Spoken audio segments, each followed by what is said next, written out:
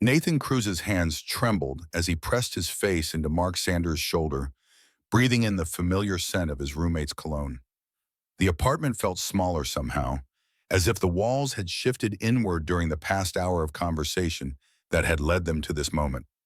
Mark's arms tightened around him, and Nathan could feel the steady rhythm of his heartbeat against his chest. I never thought I'd be here, Nathan thought, his mind racing even as his body finally relaxed for the first time in weeks. Mark's request had been so simple, so quiet, just hold me for a while. But the weight of those words carried everything Nathan had been afraid to hope for, everything he'd been trying to convince himself didn't exist between them. The living room around them felt charged with electricity, the same electricity Nathan had been pretending not to feel every time their hands brushed reaching for the same coffee mug, every time Mark fell asleep on the couch during their movie nights.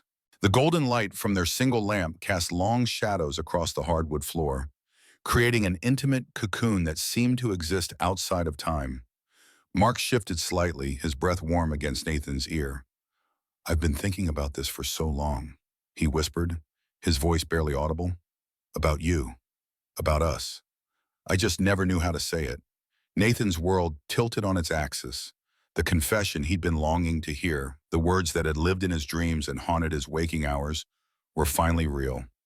He pulled back just enough to look into Mark's eyes, seeing his own reflection there, seeing the same mixture of fear and hope that had been consuming him for months. Before we see how this story ends, tell us where you are watching from and hype this video in the comments. This moment between Nathan and Mark didn't happen overnight, and understanding how they got here requires going back to where it all began.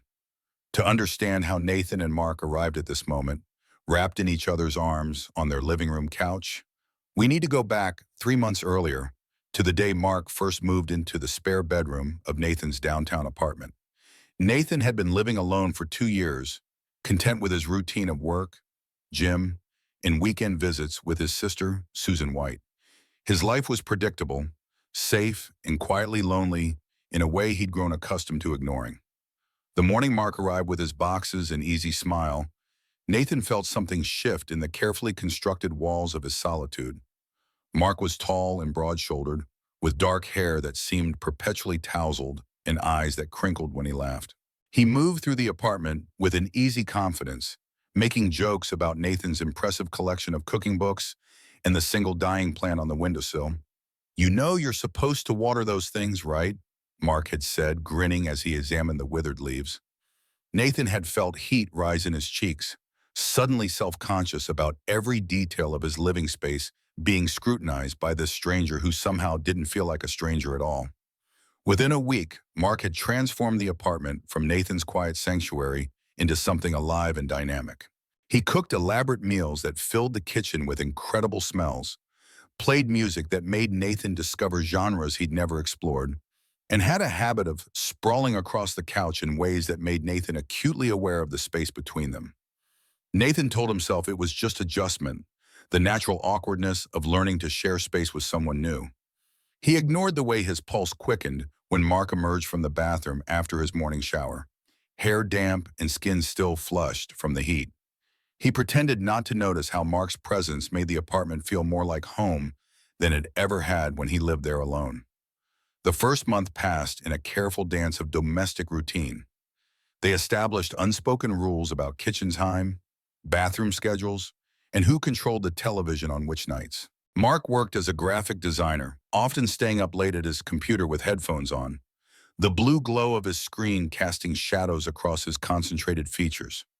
Nathan worked in accounting, keeping more traditional hours, and found himself looking forward to their brief interactions in the morning over coffee and in the evening when they'd inevitably end up in the kitchen at the same time. It was during the second month that Nathan began to notice the subtle changes in Mark's behavior.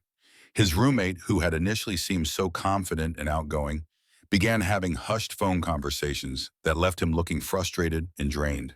Nathan would hear Mark pacing in his room late at night, and sometimes he'd emerge in the morning with dark circles under his eyes. One evening in late October, Nathan came home from work to find Mark sitting at their small dining table, staring at his phone with an expression of such profound sadness that Nathan felt his chest tighten with concern. Mark looked up when Nathan entered, quickly schooling his features into a smile that didn't reach his eyes. "Rough day?" Nathan asked, setting his bag down and moving toward the kitchen.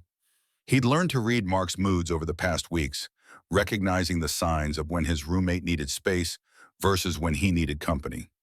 Mark ran a hand through his hair, a gesture Nathan had come to recognize as a sign of stress. "Something like that," he said, his voice carrying a weight that made Nathan pause. "My girlfriend and I have been having some issues." Nathan felt something cold settle in his stomach. Mark had mentioned dating someone casually, but this was the first time he'd brought up any relationship problems. Nathan forced himself to continue moving through the kitchen routine, pulling out ingredients for pasta while trying to ignore the unexpected jealousy that flared in his chest. "Want to talk about it?" Nathan offered, keeping his tone carefully neutral. He'd always been a good listener, a skill that had served him well in friendships, but had never felt quite so complicated before. Mark was quiet for a long moment, and Nathan could feel his gaze like a physical weight. "I don't know," Mark finally said.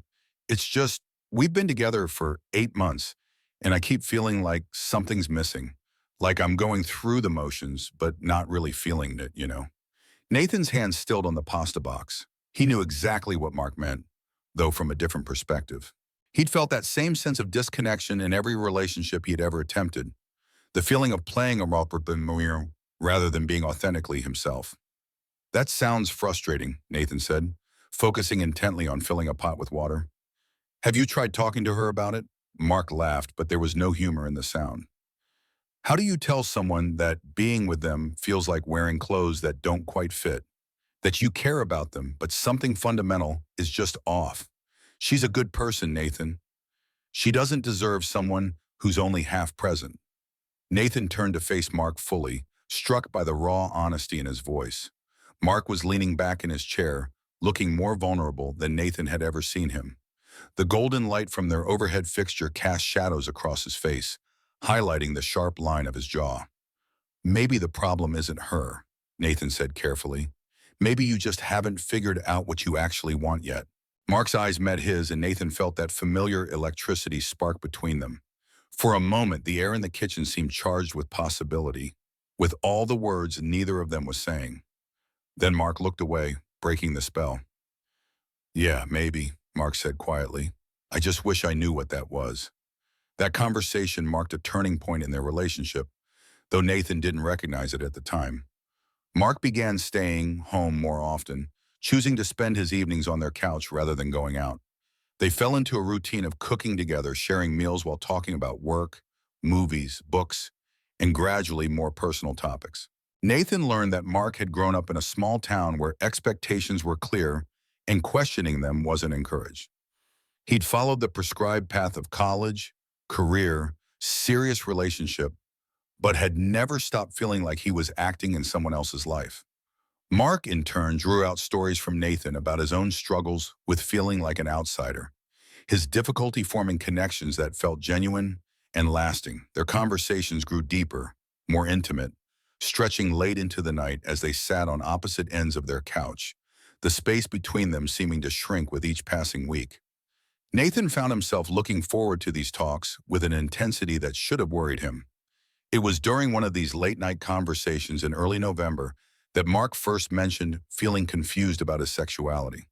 They'd been talking about a movie they'd watched together, a romantic drama that had left them both unusually quiet.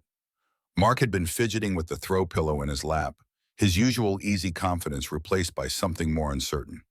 "Can I ask you something kind of personal?" Mark had said, not meeting Nathan's eyes. Nathan's heart rate had immediately accelerated, but he'd kept his voice steady when he replied that Mark could ask him anything. "Have you ever wondered if you might be attracted to men?" Mark had asked, the words coming out in a rush, like not just wondering in an abstract way, but actually feeling it. Nathan had felt the world shift beneath him. This was the conversation he'd been both hoping for and dreading since Mark moved in. He'd known he was gay since his teens, had come out to his family and close friends years ago, but had never found a way to bring it up naturally with Mark. "Yes," Nathan had said simply. "I have. I am." Mark had looked up then, his eyes wide with something that looked like relief. "Really?" he'd asked, and Nathan had nodded, watching as Mark processed this information. I've been thinking about it a lot lately, Mark had continued. About men. About you specifically.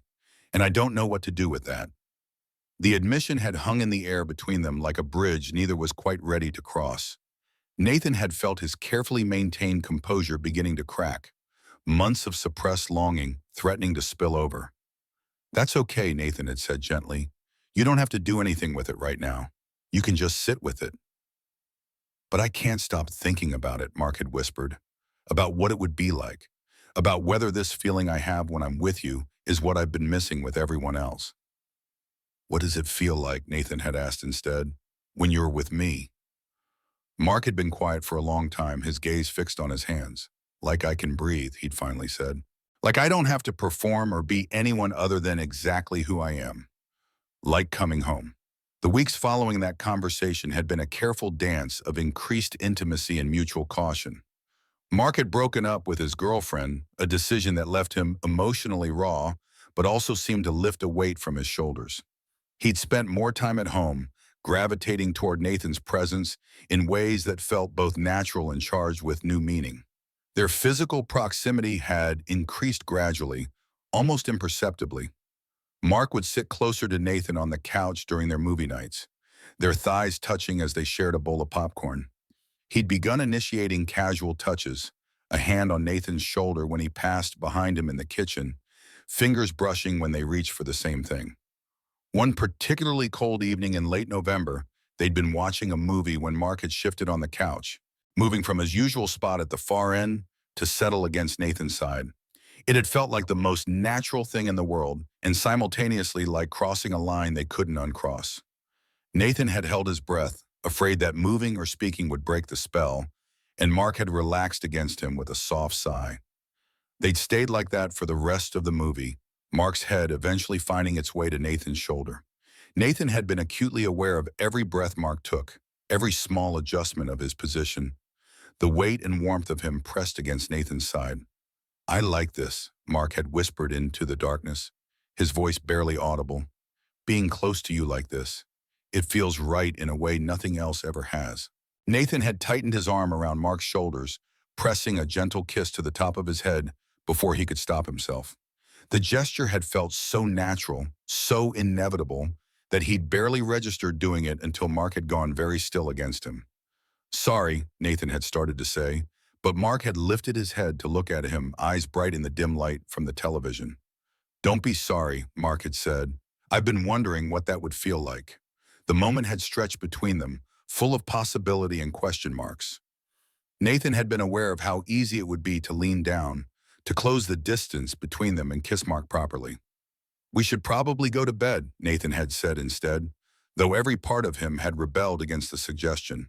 Mark had nodded, but neither of them had moved immediately, reluctant to break the connection they had found. When they'd finally separated, Mark had paused at the entrance to the hallway, looking back at Nathan with an expression that was equal parts gratitude and longing. Thank you, he'd said, for being patient with me, for letting me figure this out. The next morning had brought a subtle shift in their dynamic. Mark had seemed more confident, more settled in his skin, as if the previous evening had answered some fundamental question for him. He'd made coffee for both of them and had stood closer than usual while they talked about their plans for the day. That weekend, Mark had suggested they go grocery shopping together, a mundane activity that had somehow felt significant in the context of their evolving relationship.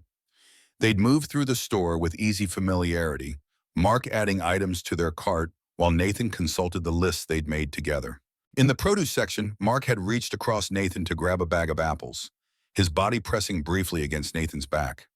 The contact had been fleeting but intentional, and Nathan had felt Mark's breath against his ear when he'd murmured an "excuse me" that sounded more like an endearment. Later, while they were cooking dinner together, Mark had begun asking more direct questions about Nathan's experience with men, about how he'd known he was gay, about what it had been like coming out to his family. Nathan had answered honestly, sharing stories he'd never told anyone. I'm scared, Mark had admitted while they were cleaning up after dinner. Not of being attracted to men, but of how much I want this, how much I want you. It feels too big, too important to mess up. Nathan had stopped washing dishes, turning to face Mark fully. You're not going to mess it up, he'd said. There's no wrong way to figure out who you are. But what if I hurt you while I'm figuring it out? Mark had asked. What if I'm not ready for what you need? Nathan had reached out then, covering Mark's hand with his own. I'm not going anywhere, he'd said. Whatever you need, whatever pace works for you, I'm here. Mark had looked down at their joined hands, his thumb tracing over Nathan's knuckles. I've never felt this way about anyone, he'd said quietly, male or female. It's like you've woken something up in me that I didn't even know was sleeping. What do you want? Nathan had asked instead. Right now, in this moment. Mark had been quiet for a long time, their hands still connected over the sink. I want to kiss you, he'd finally said. I've been thinking about it for weeks, wondering what it would feel like. But I'm terrified that once I do, everything will change. Everything already has changed, Nathan had said gently. The question is whether we're going to acknowledge it or keep pretending it hasn't happened. Mark had lifted his eyes then, meeting Nathan's gaze with an intensity that made Nathan's breath catch. You're right, he'd said. It has changed. I've changed. Being with you has shown me what I've been missing my entire life. The kiss, when it finally happened, had been everything Nathan had imagined and more. Mark had moved slowly, giving Nathan every opportunity to pull away, his eyes searching Nathan's face for any sign of hesitation. When their lips finally met, it had been soft and tentative at first, a question more than a statement. But as Nathan had responded, as he'd let himself sink into the moment he'd been dreaming of for months, the kiss had deepened. Mark had made a soft sound of surprise and pleasure, his hands coming up to frame Nathan's face as if he couldn't quite believe this was real. When they had finally broken apart, both breathing hard, Mark had rested his forehead against Nathan's. That was, he'd started to say, then stopped, shaking his head as if words weren't adequate. Perfect, Nathan had finished for him, and Mark had smiled, the first truly unguarded smile Nathan had seen from him since the day they'd met. They'd spent the rest of that evening on the couch, not watching television, but simply talking and touching.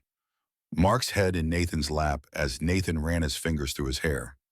Mark had shared more about his growing certainty that he was gay, about how being with Nathan had made him understand that all his previous relationships had felt wrong because he'd been trying to force himself into a shape that didn't fit. I keep thinking about all the time I wasted, Mark had said, his eyes closed as Nathan's fingers worked through his hair. All the people I hurt by not being honest about what I wanted. You can't change the past, Nathan had replied, but you can choose what to do now.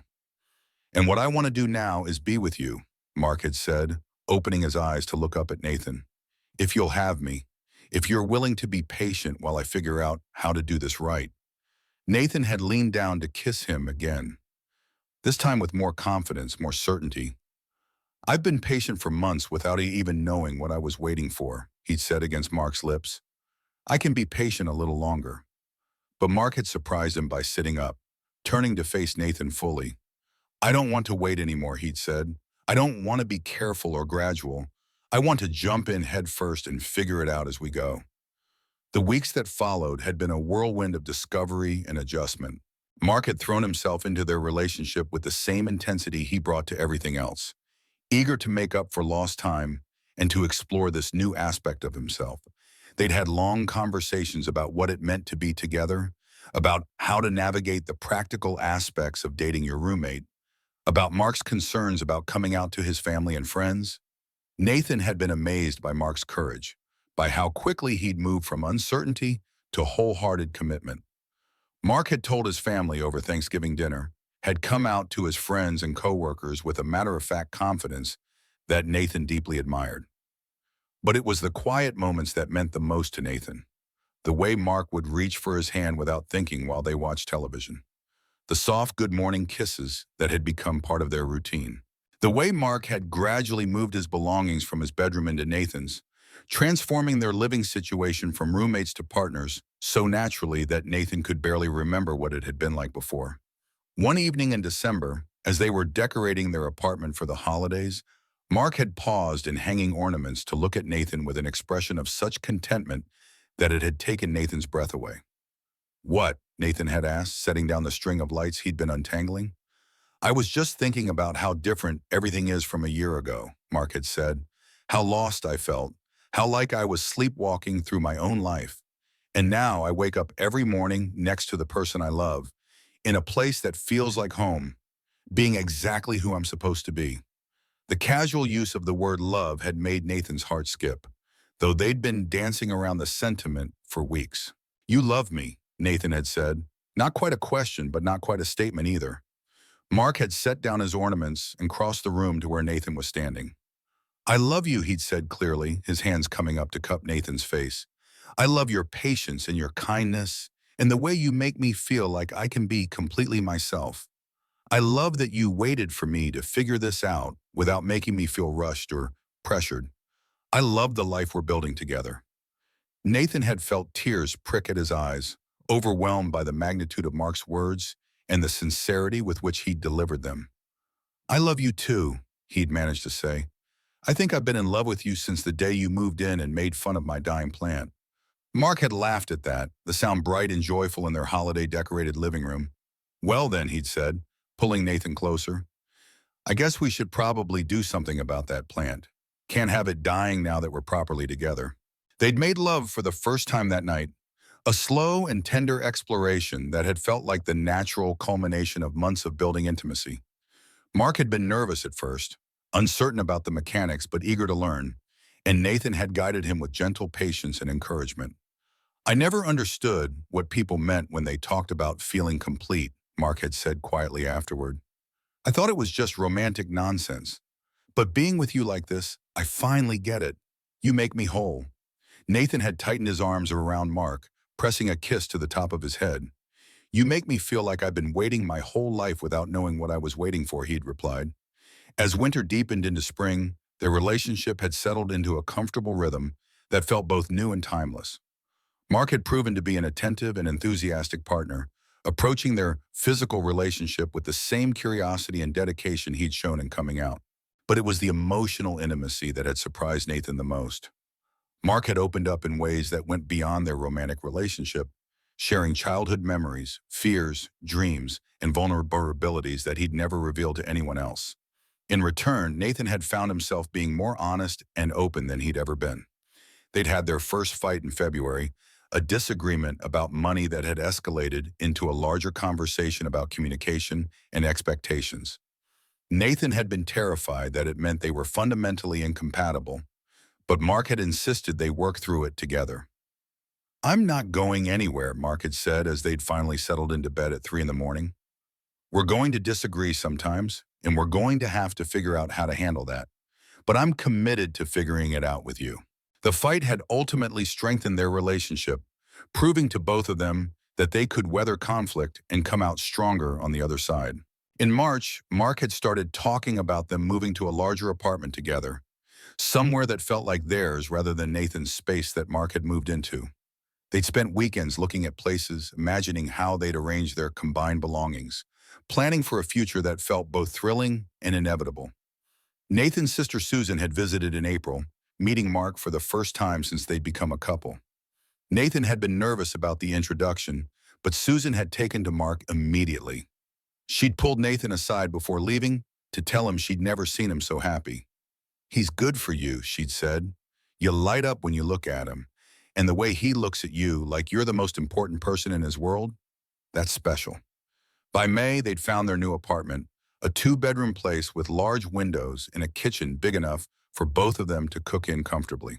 The process of moving had been both stressful and exhilarating, a physical representation of their commitment to building a life together. The night before they were supposed to start packing, Mark had seemed unusually quiet, lost in thought in a way that reminded Nathan of those early days when Mark had been struggling with his sexuality. What's going on? Nathan had asked, settling beside Mark and taking his hand. Mark had been quiet for a long moment. I've been thinking about how much has changed, he'd finally said. A year ago, I was living a life that felt like it belonged to someone else. And now I'm about to move into our apartment with the man I love, being completely honest about who I am for the first time in my life. That sounds like a good thing, Nathan had said carefully. It is a good thing, Mark had agreed, the best thing that's ever happened to me. But it's also terrifying. What if I mess this up? What if I'm not as ready for this as I think I am? You're not going to mess this up, Nathan had said firmly. And even if you did, even if we hit rough patches, we'd figure it out together. That's what love is, isn't it? Choosing to stay and work through things instead of running away when it gets difficult. How did you get so wise about love? Mark had asked. I don't know anything about love in general, Nathan had replied honestly, but I know about loving you. I know that you're worth fighting for, worth being patient with, worth building a life around. Mark had kissed him then, soft and lingering. I love you, he'd whispered against Nathan's lips. I love the life we're building. I love who I am when I'm with you. The move to their new apartment had gone smoothly, a weekend of boxes and furniture, and the strange pleasure of watching their separate belongings become shared possessions. Their first night in the new place, they'd ordered pizza and eaten it sitting on the floor surrounded by boxes. This feels like starting over, Mark had said, looking around at their new living room. Like we get to decide exactly who we want to be here. We get to decide who we want to be together, Nathan had corrected, and Mark had smiled, that brilliant, unguarded smile that never failed to make Nathan's chest tight with love. The summer had been a season of settling in and deepening connection. They'd established new routines in their new space, discovered the rhythm of their neighborhood, and hosted their first dinner party for Nathan's sister and Mark's closest friends. Mark had been nervous about the gathering, still sometimes uncertain about being openly gay in social situations. But the evening had been a success. In July, they'd taken their first vacation together, a week at a cabin in the mountains that had been both romantic retreat and practical test of their compatibility. They'd hiked and cooked and made love and talked for hours about everything and nothing. You look peaceful, Mark had said one afternoon, showing Nathan a sketch he'd made. Content in a way I've never seen you before. Is that how you feel? Yes, Nathan had said simply. I feel like I'm exactly where I'm supposed to be. Me too, Mark had replied. I feel like my whole life was leading up to this. To you, to us. The vacation had marked another shift in their relationship, from the excitement of new love to something deeper and more sustainable. They'd returned to their apartment with a sense of having crossed another threshold together. August had brought the first anniversary of Mark moving in with Nathan, a date they'd decided to celebrate as the beginning of their story. Mark had surprised Nathan with a photo album he'd made, documenting their journey from roommates to lovers through pictures Nathan hadn't even known Mark was taking. I started taking these before I even knew I was falling in love with you, Mark had explained. I just knew I wanted to remember everything about living with you, about how you made our apartment feel like home. The final page was a photo of them on their couch, both laughing at something off camera. Underneath, Mark had written, "This is what love looks like." I think part of me knew we were always going to be in us, Mark had said. I just had to catch up to what my heart already understood. September had brought discussions about their future in more concrete terms. Mark had been offered a promotion that would require some travel, and they'd spent several evenings talking through how to make that work with their relationship. We're really doing this, aren't we? Mark had said one evening. Building a life together, making decisions as a team, being partners in every sense of the word. Is that what you want? Nathan had asked. It's all I want, Mark had said immediately. You, us, this life we're creating together. I can't imagine wanting anything else. October had marked a full year since that first conversation about Mark's sexuality. They'd celebrated quietly, just the two of them, cooking an elaborate dinner and talking about how much had changed and grown between them. I keep thinking about that night, Mark had said, how terrified I was to say the words out loud, and how patient you were, how you let me figure it out at my own pace. You were brave, Nathan had replied. It takes courage to question everything you thought you knew about yourself. I was desperate, Mark had corrected with a laugh, desperate to understand why nothing had ever felt right before. Being with you didn't feel like a choice, it felt like coming home. The evening of their kissing anniversary, Mark had seemed unusually thoughtful, spending the day working on a project he wouldn't let Nathan see. When Nathan had come home from work, he'd found candles lit throughout their apartment, and Mark waiting for him with an expression that was equal parts nervous and excited. What's all this? Nathan had asked. It's been exactly 1 year since I kissed you for the first time, Mark had said, moving to take Nathan's hands. 1 year since you changed my life completely. I wanted to do something to mark the occasion. He'd led Nathan to the couch and presented him with a wrapped package. Inside was a bound book, handmade and beautiful, filled with Mark's artwork. These weren't just random sketches, Nathan realized as he turned the pages. They were illustrations of their story, from that first day when Mark had moved in through their first kiss, their first fight, their vacation, their move to the new apartment. This is incredible, Nathan had finally managed to say, his voice thick with emotion. Mark, this is the most beautiful thing anyone has ever made for me. I wanted you to see us the way I see us, Mark had said. I wanted you to understand how much this year has meant to me, how completely you've changed my life for the better.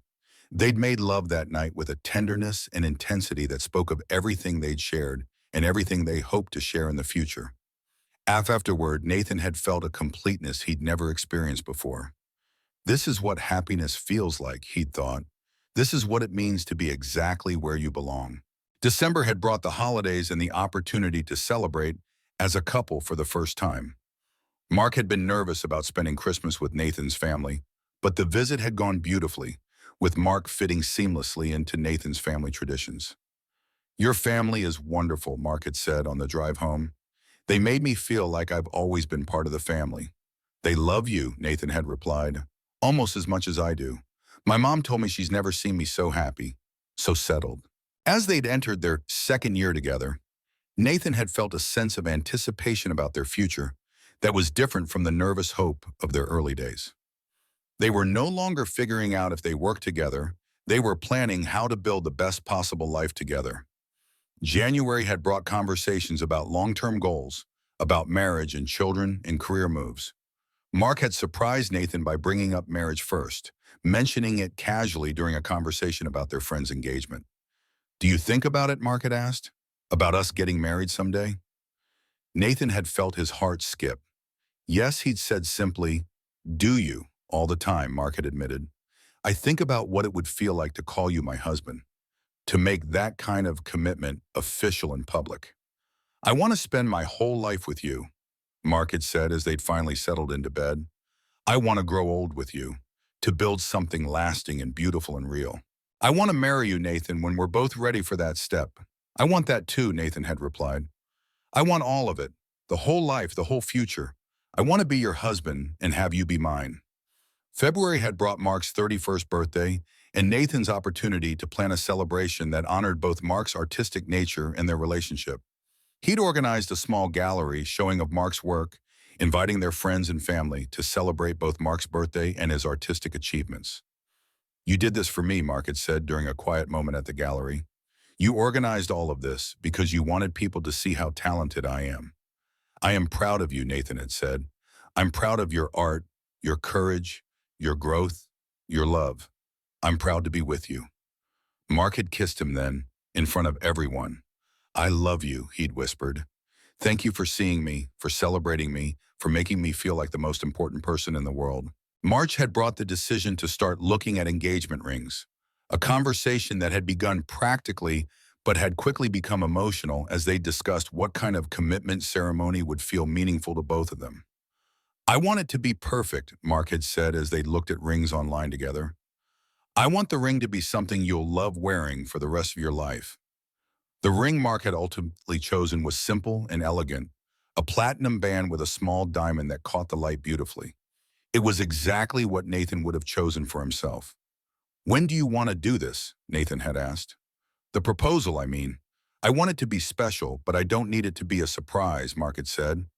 What matters to me is that it's meaningful, that it represents everything we've built together. They decided on a proposal that would take place at their apartment, in the space where their love had grown and developed. Mark had planned it for a Saturday evening in April, exactly 18 months after their first kiss. The evening had been perfect in its simplicity. Mark had cooked Nathan's favorite dinner, had lit candles throughout their apartment, had created an atmosphere that was both romantic and intimate. After dinner, he'd led Nathan to their couch and had gotten down on one knee with the ring and a speech that had made Nathan cry. Nathan, Mark had said, his voice steady despite the emotion Nathan could see in his eyes. 18 months ago, you changed my life completely by being patient enough to let me figure out who I was and brave enough to love me while I did it. I want to spend the rest of my life loving you, learning with you, growing with you, Mark had concluded. Will you marry me? Nathan had barely been able to speak through his tears, but he'd managed to say yes, to pull Mark up from his knees and kiss him with all the love and joy and excitement he felt. "We're engaged," Nathan had said wonderfully. "We're actually going to get married.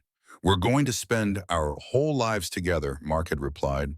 "We're going to grow old together, build a family together, create something beautiful and lasting together." The months following their engagement had been filled with wedding planning and the deeper conversations that came with preparing for marriage. They'd chosen a small ceremony in Nathan's family's backyard, surrounded by the people who had supported their relationship from the beginning. The wedding planning had been surprisingly smooth, with both Nathan and Mark discovering that their visions for their special day were aligned perfectly. They'd wanted something intimate and meaningful rather than elaborate. The night before their wedding, they'd stayed in separate rooms for the first time since they'd become a couple. Nathan had lain awake thinking about their journey, about all the moments that had led them to this point. Tomorrow he would marry Mark Sanders, the man who had moved into his apartment as a confused and searching stranger and had become his best friend, his lover, his partner, his home. Their wedding day had been perfect in every way that mattered. The weather had been beautiful, their families had been joyful and supportive, and Nathan had never seen Mark look more handsome than he had in his wedding suit, waiting at the altar with tears in his eyes. Their vows had been personal and heartfelt, written separately but somehow perfectly complementary. Mark had talked about how Nathan had taught him what love really meant. Nathan had talked about how Mark had brought color and joy and possibility into his life. When they'd kissed as married men for the first time, Nathan had felt a completeness and rightness that surpassed even his highest expectations. This was his husband, his partner, his family, his future.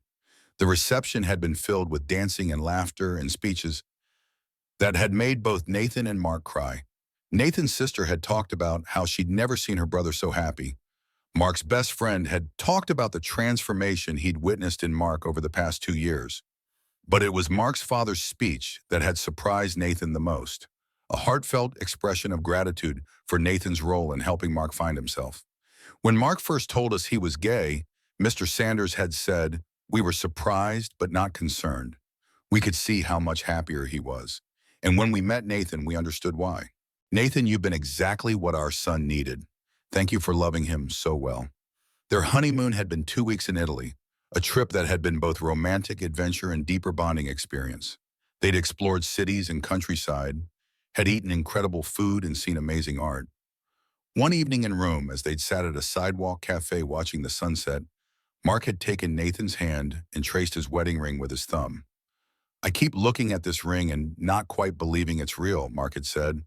"That we're actually married, that this incredible life we've built is actually ours." "It's real," Nathan had assured him. "We're married, we're in Rome on our honeymoon, and we have a whole lifetime ahead of us." "I love you, Mr. Cruz," Mark had said, using Nathan's married name for the first time since the ceremony. "I love you too, Mr. Cruz," Nathan had replied, and they'd both laughed at the novelty of sharing a name. Returning from their honeymoon had brought the adjustment of being married, of settling into their new status as husbands rather than boyfriends. The change had been surprisingly seamless, with their daily routines remaining largely the same but somehow feeling more secure, more permanent. 6 months into their marriage, they'd begun talking seriously about starting a family, about the logistics of adoption or surrogacy, about what kind of parents they wanted to be. "I want to raise children who know they're loved unconditionally," Mark had said. "I want them to see a relationship like ours and understand that love comes in many forms." They decided to start the adoption process, beginning the paperwork and interviews that would hopefully lead to welcoming a child into their lives. As they'd celebrated their first wedding anniversary, Nathan had reflected on how much their lives had changed and grown over the past 3 years. They'd gone from roommates to lovers to husbands to prospective parents, building something beautiful and lasting at every step. A year and a half into their marriage, they'd received the call they had been hoping for. A birth mother had chosen them to adopt her baby, a little girl who would be born in 3 months. Mark had cried when they'd gotten the news, overwhelmed by the magnitude of becoming a father. "We're going to be dads," he'd said through his tears. "We're going to have a daughter." When their daughter Emma had been born, Nathan had felt his heart expand in ways he hadn't known were possible. Holding her for the first time, seeing Mark's face as he'd looked at their child, had been the most profound moment of Nathan's life. "She's perfect," Mark had whispered, tears streaming down his face.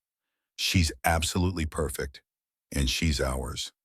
The first months of parenthood had been challenging and wonderful, filled with sleepless nights and incredible joy. Mark had proven to be a natural father, intuitive and patient, and completely devoted to their daughter. Nathan had loved watching Mark with Emma, seeing the gentleness and wonder with which he approached every aspect of fatherhood. Mark sang to her while he changed her diapers, talked to her constantly during feedings, and spent hours just staring at her in amazement. The experience of raising Emma together had deepened Nathan and Mark's relationship in ways Nathan hadn't expected. They'd become a team in an entirely new way, united in their dedication to their daughter. Emma's first birthday had been a celebration not just of her first year of life, but of their first year as a family of three. Nathan had looked around their apartment, decorated with balloons and filled with family and friends celebrating their daughter, and had felt a contentment and joy that surpassed anything he'd ever experienced. As Emma had grown from baby to toddler, Nathan had been amazed by her personality and spirit, by the way she'd inherited Mark's artistic sensibility and Nathan's analytical mind. She was curious and affectionate and absolutely adored both of her fathers. On Emma's second birthday, Nathan had found himself thinking about the journey that had brought them to this point. 4 years earlier, he'd been a single man quietly in love with his roommate. Now he was married to that same man, raising a beautiful daughter together, living a life that exceeded his wildest dreams. That evening, after Emma had gone to bed, Nathan and Mark had sat together on their couch. The same couch where they'd had so many important conversations, where they'd first kissed, where they'd planned their future together. "Do you ever think about how different our lives could have been?" Nathan had asked. "If you hadn't moved in with me, if we hadn't fallen in love, if we hadn't taken all the risks that led us here." "Sometimes," Mark had said, "but I can't really imagine it anymore. This life with you and Emma feels so right and inevitable that it's hard to believe it could have been any other way." "I love you," Nathan had said, the words carrying the weight of everything they'd shared and everything they'd built together. "I love our family, our life, the future we're creating together." "I love you too," Mark had replied, leaning over to kiss Nathan with the same tenderness and passion that had characterized their relationship from the beginning. As they'd sat together in their living room, surrounded by the evidence of their life together, Nathan had felt the same sense of completeness and rightness that had marked every major milestone in their relationship. This was his family, his home, his future. The years that followed had brought the normal challenges and joys of family life. But through it all, Nathan and Mark's love had remained strong and steady, the foundation upon which everything else was built. Emma had grown into a bright and creative child who adored both of her fathers and brought joy to everyone who met her. She'd inherited Mark's artistic talents and Nathan's love of learning, creating a unique personality that was entirely her own. When Emma was 4, they'd moved to a larger house with a yard where she could play and room for Mark's art studio. The house had felt like home immediately, filled with their furniture and artwork and photographs, with Emma's toys and books and the sound of her laughter. As they'd celebrated their 5th wedding anniversary, Nathan had reflected on how much they'd accomplished together, how much their love had grown and deepened over the years. They'd built something beautiful and lasting, a partnership that had weathered challenges and celebrated joys. The evening of their anniversary, they'd hired a babysitter and had gone out for dinner alone together. Sitting across from Mark in the restaurant, where they'd had their first official date, Nathan had been struck by how much and how little had changed. "I love the life we've built," Mark had said over dinner. "I love our family, our home, the way we've grown together while still remaining ourselves." Nathan had reached across the table to take Mark's hand. "I love it too," he'd said. "I love that we took the risk, that we were honest about what we wanted, that we chose to build this together." Looking back on their journey from that vantage point, Nathan could see how each moment had led inevitably to the next, how their love had grown from friendship to romance, to partnership, to family. The scared and uncertain man who had first admitted to being attracted to men had become a confident father and husband. As they had returned home from their anniversary dinner to find Emma asleep, Nathan had felt that familiar sense of completeness and gratitude. This was his life, better than anything he had ever dared to imagine, built with the man he'd loved since the moment Mark had walked into his apartment. That night, as they'd gotten ready for bed, Mark had paused to look at Nathan with an expression of such love and contentment that it had taken Nathan's breath away. "What?" Nathan had asked. "I was just thinking about how lucky we are," Mark had said, "how we found each other exactly when we needed to, how we were brave enough to build this life together, how we get to wake up next to each other every morning and raise our daughter together and grow old together." Nathan had moved closer to Mark, wrapping his arms around his husband. "We are lucky," he'd agreed, "but we also work for this. We chose each other every day. We built this together. We created something beautiful." And that's exactly what they had done, Nathan realized as he held Mark in their bedroom where they were raising their daughter together. They had created something beautiful and lasting, a love story that had transformed both of their lives and had given them everything they had ever wanted. The scared man who had once asked Nathan to just hold him for a while had become his husband, his partner, his co-parent, his best friend, his home. The favor Mark had asked for that night had been the beginning of everything, the moment when their friendship had become something more. As Nathan drifted off to sleep next to his husband in their shared bed, he thought about that moment when Mark had first asked him to hold him, when they'd both been too afraid to name what they were feeling, but too drawn to each other to stay apart. That simple request had opened the door to everything that followed. Sometimes the most important moments in life came disguised as simple requests, as small acts of vulnerability that opened up infinite possibilities. Mark's need for comfort had revealed their need for each other, and Nathan's willingness to provide that comfort had led to a lifetime of love and partnership. Now, years later, they still held each other every night, still found comfort and safety and home in each other's arms. The favor had become a promise. The holding had become a lifetime commitment, and the love that had begun with such uncertainty had become the strongest and most constant thing in both of their lives. This was what love looked like, Nathan thought as he felt Mark's breathing settle into the rhythm of sleep beside him. This daily choice to hold each other, to build together, to create something beautiful and lasting out of the courage to be vulnerable, and the willingness to love completely. Their story had begun with a simple request, but it had become something extraordinary, a testament to the power of love to transform lives and create families and build futures that neither of them could have imagined alone. They had held each other through uncertainty and discovery, through challenges and celebrations, through all the moments that had brought them to this place of deep contentment and abiding love. And they would continue holding each other, Nathan knew, through whatever the future brought, secure in the knowledge that they had found exactly what they'd been searching for in each other, in their family, in the beautiful life they'd built together, one moment, one choice, one act of love at a time.